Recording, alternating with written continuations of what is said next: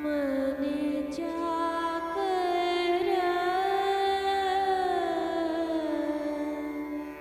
राखो जी,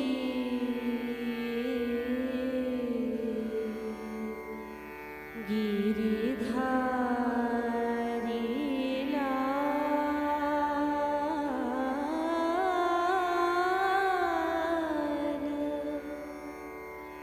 मन जाकर राखो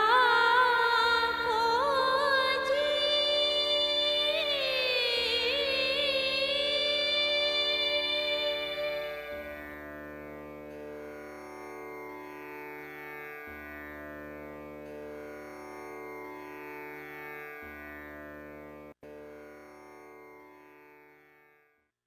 धर्मक्षेत्रे कुरुक्षेत्रे समवेतायुत्सवः मामकाः पांडवाश्चैव किम कुर्वत् Sanjay.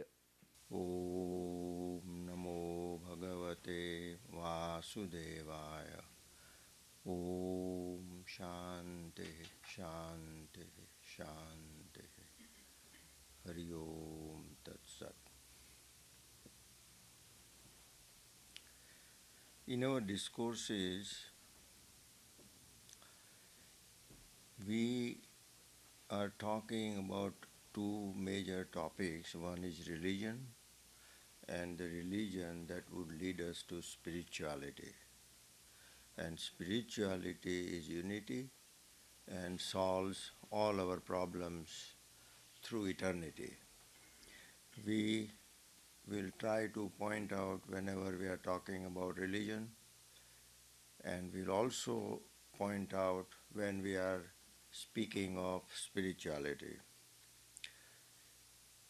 It is very important to note that this message of the saints, this is not a one individual's message. It is certainly not my personal message. It is the message of God in Gita. It is a message of Mirabai. It is a message of saints. We simply try to understand them. We try to, by their grace, coordinate it, harmonize the teachings, and hopefully represent their truth in the best way we can with their grace and their blessings.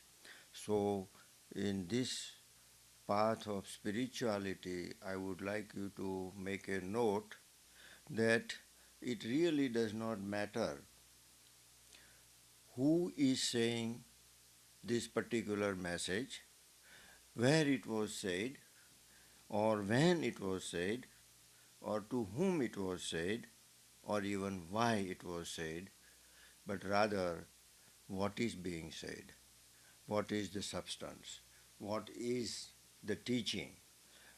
This is very important because we give so much importance to the person, even an avatar, and sometimes in the name of avatar then we have frictions. If we only stick to the teachings of all the saints, we would have very much peace today.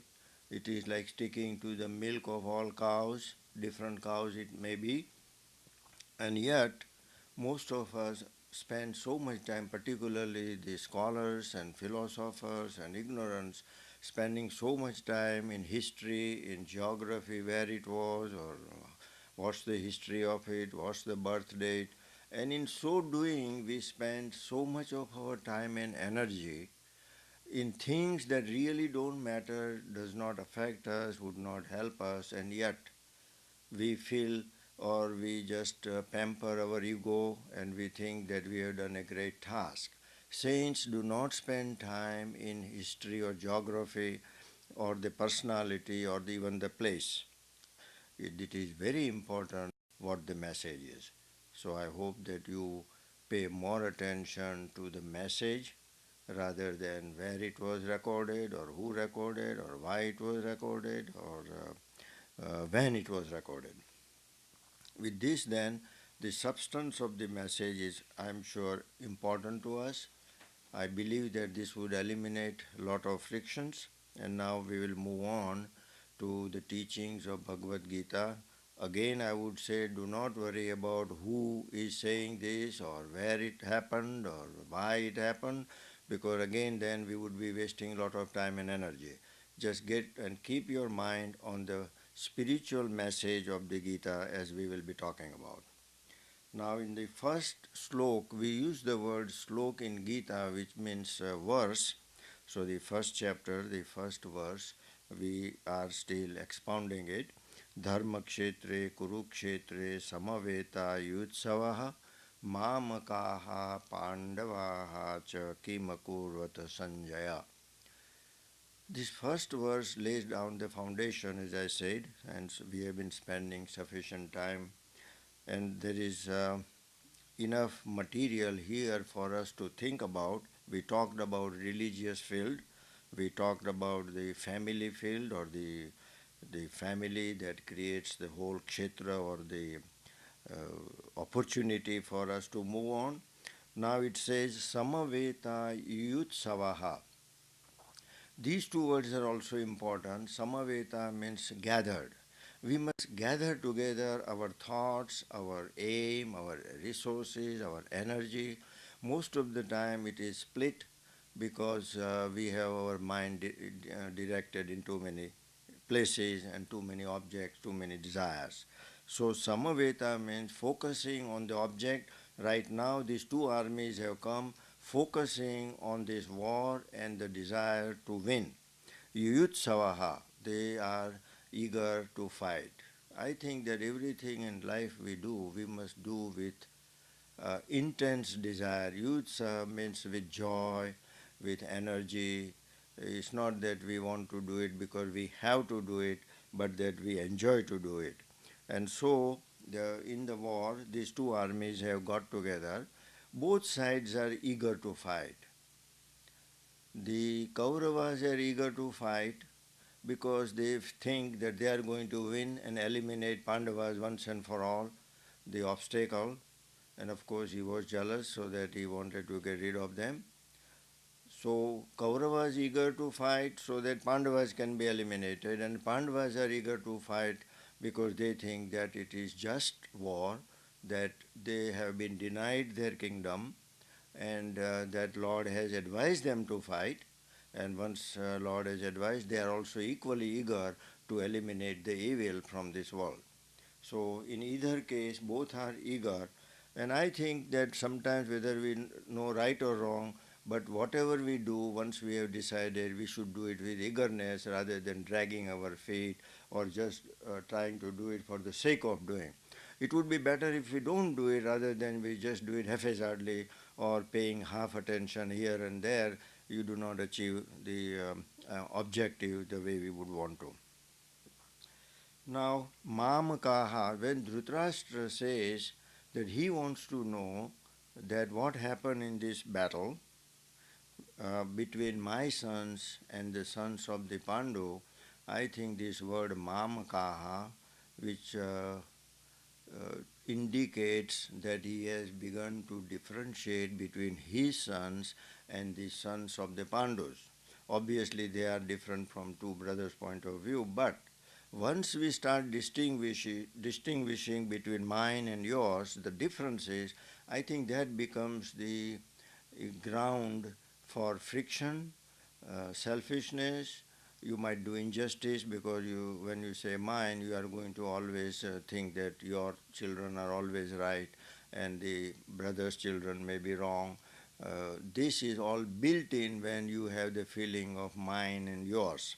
So this word indicates also his blindness, that he is going to do injustice because nobody can say that my children will be wrong. We always want to point out that somebody else's children will be wrong. My wife cannot be wrong, my husband cannot be wrong, my religion cannot be wrong, my country cannot be wrong. So as soon as we say my, naturally, unless we are saints, we will always be doing we will be doing injustice not only to ourselves but to others also. And this was the main cause of this war. The main cause of all our problem is we want my ways. So Dhritarashtra wants his ways. He wants that his son should win and his side should be ruling rather than the Pandavas. He is rather cunning, even though he doesn't say that. He is always at the back of his mind. He feels that I am elder and I should be the ruling party, and if not me, my son. While technically speaking, or according to the law, being blind, he was not supposed to be ruling. In other words, the blind people or those who are irrational, who are selfish and narrow, were not supposed to be the king who could do justice to the kingdom or while they were ruling. So again, we notice that this mindness, his blindness towards his son, that he could not see anything wrong with Duryodhan, even though it was so obvious, even to some children, they will be obviously saying that Duryodhan is doing wrong, what we hear in Mahabharata, and yet he could not see that his son was doing anything wrong. And thus, we do so much injustice when we are attached to our family or to even our own ego and to our own belief. We do injustice because people do not like to deviate from their own ego unless we have overcome the ego itself. This then also creates fanatism because now he is fanatic about his own side winning. No matter what, he even denied the wisdom of Sri Krishna Bhagwan, who is God. He sometimes even didn't like Sri Krishna Bhagwan coming and helping or trying to discuss the issue and trying to avoid the war. So he had become fanatic. He just had decided that war will be the best for his side to win. And thus fanaticism again brings all these problems because my religion and your religion. And I think that we see this ignorance and fanaticism, my religion and your religion, in all religions. And this illusion, my religion, my God, my culture, my beliefs, my faith, this mine and yours has always created problems. So Gita is really putting everything in proper perspective in only one verse, that these are the causes not only of the Pandavas and Kauravas, but even for each and every individual, not only families, but even individually, these are our problems. So I think that it will be better if we remember that this selfishness, that my way is the right way and we become irrational, is going to not only cause problem for others, but I think that it will be the problem to ourselves, and we may even destroy our own life and our own family that we originally intended to protect. He wishes that his son become the king, but he does not realize that his son will be destroyed along with the kingdom. So irrationality, this illusion of mind, the ownership. Again, when we think of ownership, I think that even between husband and wife, which is one of the biggest problem we have in the world, if we give up the ownership, if husband doesn't think that he's the owner of wife, or wife doesn't think he can own the husband, or the parents don't think they can own the children, this ownership that I am the one, everybody should listen, is this what we call in Hindu scripture or in the Sanatana Dharma mamta, mindness, ownership. I think that really creates the problem. So again, this fanatism, this ignorance, it would be, and it will not be wrong if you were saint and say that mine should be done, but the saints usually will not say anyway. They will say that do it according to the law. So unless you are saint, it will be very wise not to insist on your way, but try to find the right way by asking those who are wise and those who wish you well, those who do not have any angle or selfishness. If you are fortunate enough to get the right advice, otherwise our friction and our ownership feeling and the life passes away in unhappiness. All this due to, again, mamakaha means mine and yours, my family and your family. I think in every family we always have that problem. Wife's family and husband's family, and then there's in-laws and these in-laws.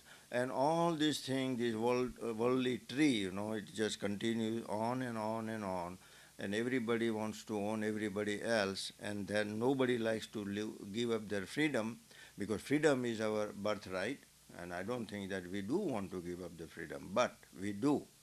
We do because of our passions. Every time you want something, you have become a slave. You want a car, you have become the slave of the car. You have to pay, you have to work for it, and you have to maintain it. So in life, we want something, we will pay. Less you want, less freedom you will lose. So if you don't want to lose the freedom, the best thing is to have minimum of want, and hopefully someday we will be free from all wants, and then we will have left is love, and it is not something that will be void or something, but will be really happy, because only a free soul, free who is from desires, he alone is free, and then the love begins to show. I think it is the experience of all the saints that when they gave up this ownership of the person, they begin to see the love between even husband and wife or among the people. So again, I would say that this Dhritarashtra's feeling of mind is his blindness. He has created the problem due to his fanaticism. Today's problems in the world among the religions and what we are seeing, what is happening, all this due to the fanaticism of whether it is religious teachings or otherwise. Mostly it is religious, as we have said that. So he has now inquired to Sanjay that I would like to know, please describe to me what is happening on the field since I cannot see it. And Sanjay then is now, he has been given the divine eyes or the wisdom. It is like video, of course, in the physical or material sense, but in spiritual sense, he had the wisdom to see and understand and justify and explain what is happening in the war. So Sanjay then is describing the the battlefield. Both of them, let us say, are watching from the top of a mountain, maybe 100 miles away, with a divine eye, and they are watching what is happening. Sanjay, throughout this Gita, Sanjay is explaining to Dhritarashtra what is happening on the battlefield, whether it is a discourse between Sri Krishna Bhagwan and Arjun, or whether Duryodhana is speaking, all that is happening is being described by Sanjay to Dhritarashtra, who has inquired about this happening of the war, and he is of course very eager that the war will be soon over and that his son will win and they will become the king of the kingdom. Now then, we move on to the next slok, in which Sanjay says that the first thing that happens is Duryodhana, who is very eager, he goes to his teacher and describes to his teacher what is happening or who our enemies are, because it is always important to evaluate who the opponents are. If you know the strength of your opponent and if you know your own strength, then you will be in a better position to position your army or your strength to fight. So he is evaluating or surveying the strength of the Pandavas, that who in the Pandavas have come, and he just describes all those allies of the Pandavas that has come to help them. He just enumerates, and it is not necessary for us to go through all those allies, but he does survey the strength of his enemies, at least physically, and he also has two persons who are very important to him, who are Bhishma, his grandfather, and his teacher, who was Karna. Karna is the one who was a teacher of both sides, and Bhishma Pitama, of course, was also grandson for both Kaurav and Pandav. Unfortunately, Bhishma and Karna, I mean Bhishma and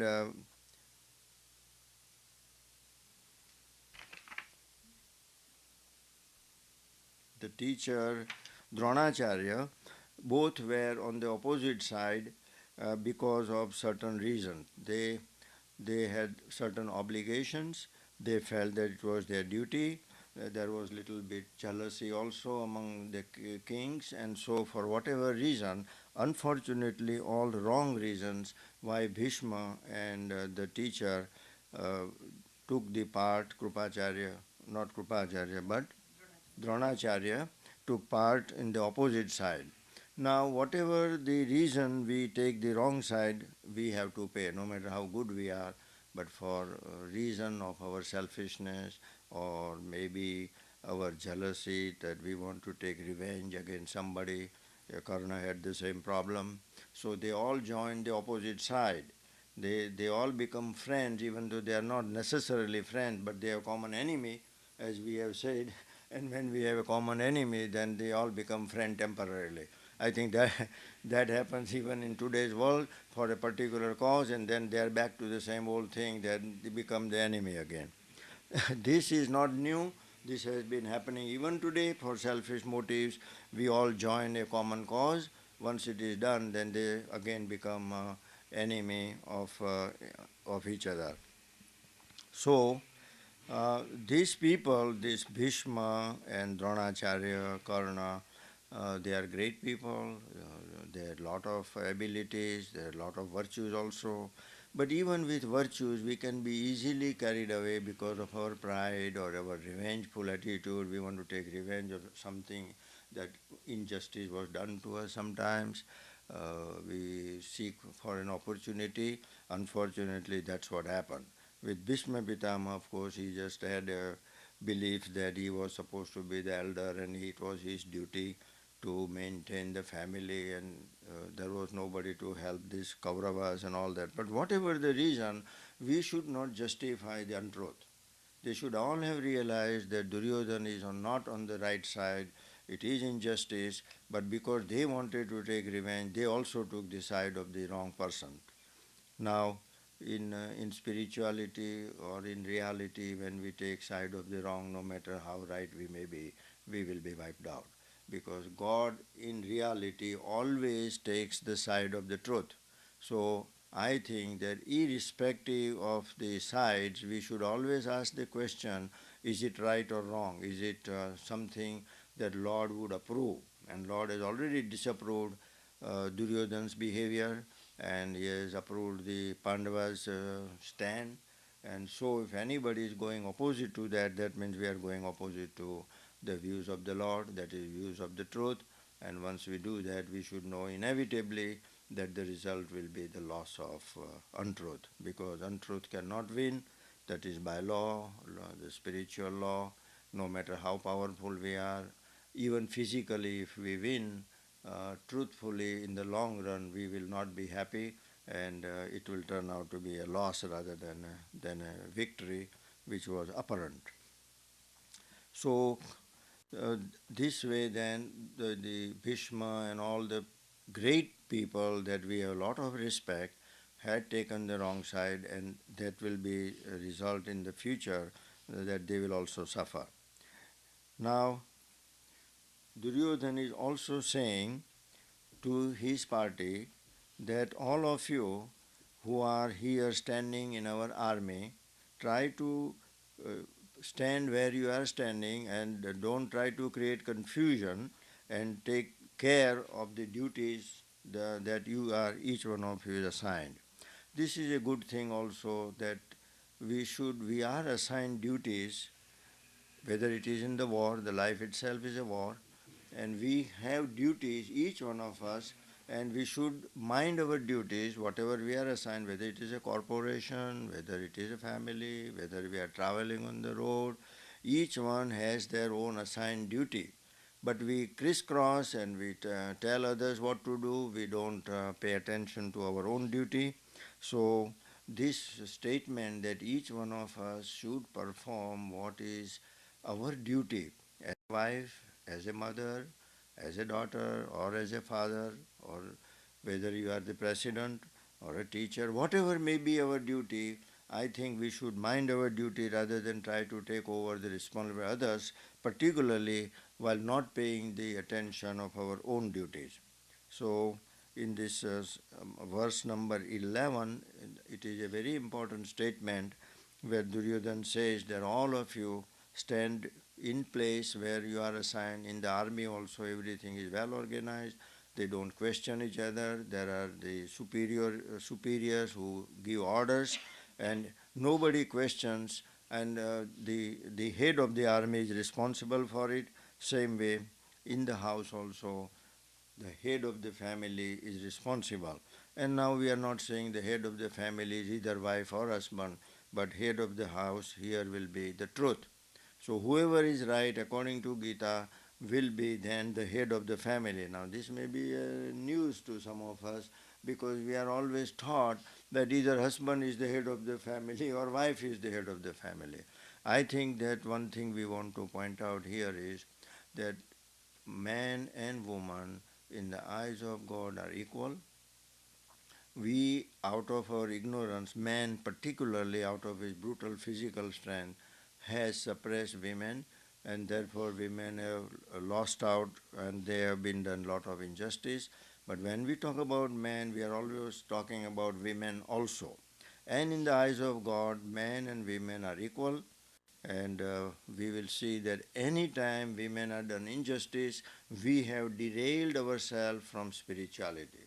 Religions may promote or keep women down or under the curtains, and whatever injustice they do, that is always within the field of religion. Religion is a business, it's like a corporation. The heads of the religions run the business with all these customers that they have, the followers. Unfortunately, they become the slave of each other, but they don't even realize that. We are talking about spirituality in which man and woman gets equal right, equal opportunity. Of course, we have to understand what equality means. But in no case there should be injustice, no case there will be separation. Each one should be free and to choose their freedom. Just because even if we are married doesn't mean we have to be slave. But these are the things that are man-made, and if there is any injustice, it is in the field of religion, never in the field of spirituality.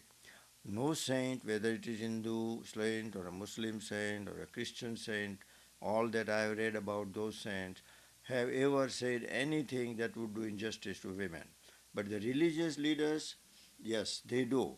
But that is their angle, and that is to keep them probably under dark or ignorance. However, we will make sure that under no condition women are done injustice. There is equality in spirituality. As a matter of fact, God is in each and every one of us. If we recognize that, then we would not even mistreat not only question of women, but even the animals or anybody. It doesn't matter who they are. We will treat them exactly as if they are the manifestation of God, that they are representing God, and that by mistreating them, we are mistreating or disobeying the law, for which we should be aware that we will have to pay the price sooner or later. So it's not a question of a man and woman, it is a question of the entire creation in which we should be very humble and we should watch all the time that we are answerable to God in our behavior with individuals or anyone in the creation. Om Shanti Shanti Shanti. Hari Om.